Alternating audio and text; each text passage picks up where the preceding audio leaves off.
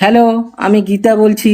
গীতাঞ্জলি লাইফস্টাইলে সবাইকে স্বাগত আর অনেক অনেক ভালোবাসা।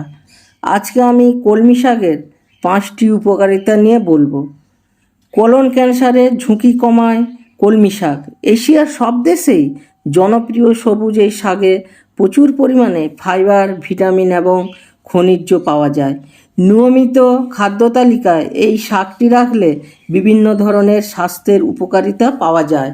নাম্বার 1, কলমি শাকে সামান্য পরিমাণে ক্যালোরি থাকে। এটি ফাইবারের উৎস। নিয়মিত এই শাক খেলে শরীরে অতিরিক্ত ওজন কমে। নাম্বার 2, কলমি শাকে উপস্থিত ফাইবার কোষ্ঠকাঠিন্য কমাতে দারুণ কার্যকরী। এতে হজম শক্তি বাড়াতে সাহায্য করে। নিয়মিত কলমি শাক খেলে কোলন ক্যান্সারের ঝুঁকি কমে যায়। নাম্বার 3, নিয়মিত কলমি শাক খেলে হৃদরোগ জনিত জটিলতা আর স্ট্রোকের ঝুঁকি কমে যায়। এতে থাকা ফাইবার অতিরিক্ত কোলেস্ট্রল কমায়। নাম্বার 4, শরীরের আয়রনের ঘাটতি পূরণ করতে সাহায্য করে। এতে থাকা আয়রন থাইরয়েডের কার্যকারিতা ঠিক রাখে। এছাড়া বিপাক ক্রিয়া বাড়ানো, তাপমাত্রা স্বাভাবিক রাখা এবং লোহিত রক্তকণিকা উৎপন্ন করতে কলমি শাকের জুড়ি নেই।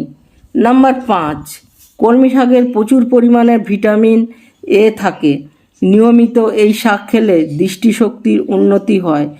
চোখের সুরক্ষায় গুরুত্বপূর্ণ ভূমিকা রাখে শাক, বিশেষ করে চোখের রেটিনা ও লেন্সকে সুরক্ষিত রাখতে সাহায্য করে।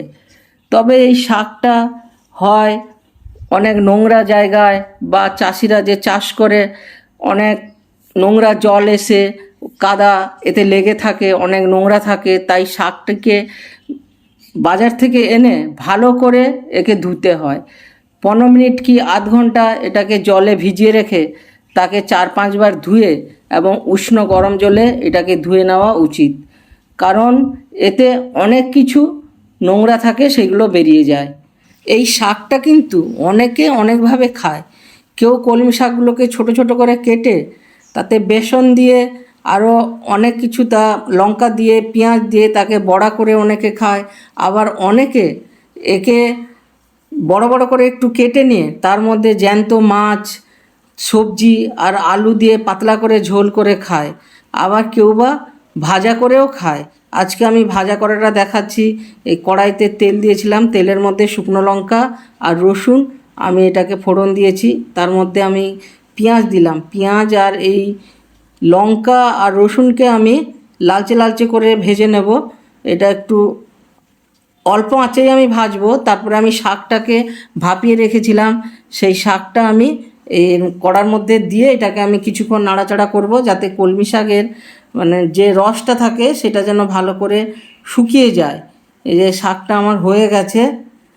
এই ভিডিওটা যদি আমার ভালো লেগে থাকে তাহলে আমার একটা লাইক দিয়ে উৎসাহ দেবেন। আর যদি আমার কিছু বলা ভুল হয়ে থাকে তাহলে আমাকে কমেন্টে জানাবেন। আমার চ্যানেলটাকে সাবস্ক্রাইব করে দেবেন।